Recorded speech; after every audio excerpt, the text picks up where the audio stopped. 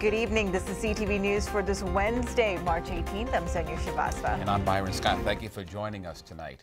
Well, one woman is lucky to be alive tonight after she jumped in front of a train at the Greenbelt Metro station.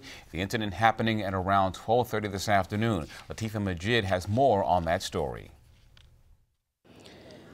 Right now, the Greenbelt Metro station is closed down. It's certainly a tragedy. Witnesses told me that they saw the woman walking towards the edge as the train was coming, and then she just jumped. My eyes were right on the train, then she just jumped. It's so hard. It's an image they will never be able to get out of their head. She was facing the train track, and she was on her cell phone, and then it looked like she was just walking, and I yelled to her, or the person next to me yelled to her and said, "Oh, there's a train coming," and then she just jumped down. Still upset from watching it happen, Reggie Minter says his stomach was so sick that he couldn't finish his lunch. It was a little disturbing.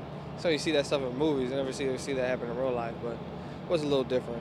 Since the station was shut down, dozens of riders took the bus to the nearest metro station. She jumped when she landed right in the middle of the track, then she gave it back. It was this close, the train operator didn't have that much time to have a break. This incident comes months after a fatal metro accident where one woman died from smoke inhalation. The details in this case is still under investigation, but I have received word that the woman did survive and she's currently being treated at a local hospital. In Greenbelt, I'm Latifah Majid, CTV News. And the Greenbelt station has been reopened.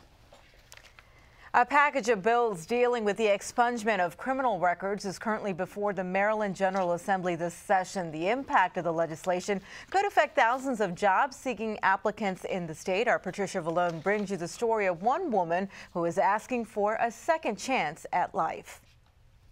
That floored me because in 2002, that charge took place due to a domestic dispute where I had a protection order against the defendant. He came towards me and I sprayed him with mace. After falling on hard times, Cynthia Williams got herself back on her feet and in search of employment. But she hasn't been able to get work due to a non-prosecuted charge on her record. I actually went out in December 2014 and I found a job. I went through an orientation period and then I had a relationship with the employer, training, and then they did a urinalysis and a background check. The urinalysis was fine. The background check came back with a 2002 non-pros deadly weapons charge. This is a non-prosecuted charge. Non-prosecuted charge. Williams tried to get her criminal record expunged but was unable to due to a subsequent traffic conviction. I went to go start the expungement process, but because in 2010, 8 years later, I pleaded guilty to a driving on suspension charge.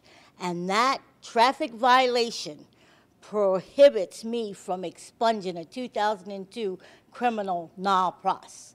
The issue is gender neutral, but by far more men struggle to find employment due to background checks. We have legislation called the Second Chance Act, which would shield from public view evidence of nonviolent misdemeanor convictions if a person has been clean for a period of 3 years. And so that includes small amounts of marijuana possession as well as disorderly conduct, disturbing the peace, prostitution, other nonviolent misdemeanor offenses. And so people would be able to put that behind them. There is separate legislation also working its way through the General Assembly to say if you were convicted of doing something which is not a crime presently, then the evidence would be completely expunged. Williams has testified on behalf of the Second Chance legislation.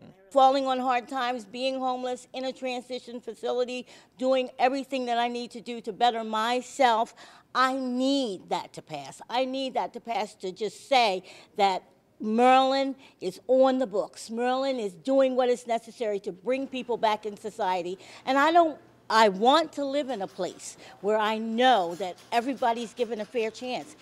Patricia Vallone, CTV News. Of the half-dozen bills dealing with the issue, only 2 have made it out of committees. SB 526, or the Maryland Second Chance Act of 2015, would shield court records from public view, and SB 651, which would expunge a conviction that is no longer a crime. Both have passed the Senate and are now before the House. Well, police are hoping this surveillance video will help them catch 2 robbery suspects. The incident happened on March 15th in the 11th 11,000 block of Livingston Road in Fort Washington. The camera is rolling. As you can see, one of the suspects still has not put on his mask, and police hope that will lead to a break in the case. The two men demanded money from employees at the counter and then struck one of them. Anyone with information is asked to call police. Prince Georgians are abuzz over the political and legal implications of County Executive Rashawn Baker's proposed 2016 budget. The aggressive plan announced last week increases spending on education and public safety by raising personal property and telecommunications tax rates. It would also cut government positions and furlough employees. The most controversial move is a 15% property tax hike, which Baker argues he has the power to do based on a 2012 state law. But opponents point to a decades-old local law that requires county voters to approve any property tax increase. Here's a reaction from Chamber of Commerce President David Harrington. Tax increase, what does that mean? I mean, that means more property taxes. Hotels are going to pay more taxes. And so what they want to see is, all right, if you're asking me for this investment, then what is the return on the investment? How do we scale up then opportunities for business? What does it mean to have good schools, and how do we get there? So I think, the county executive and others are going to have to shape the path a little bit better to show what this investment means and how is it going to improve schools.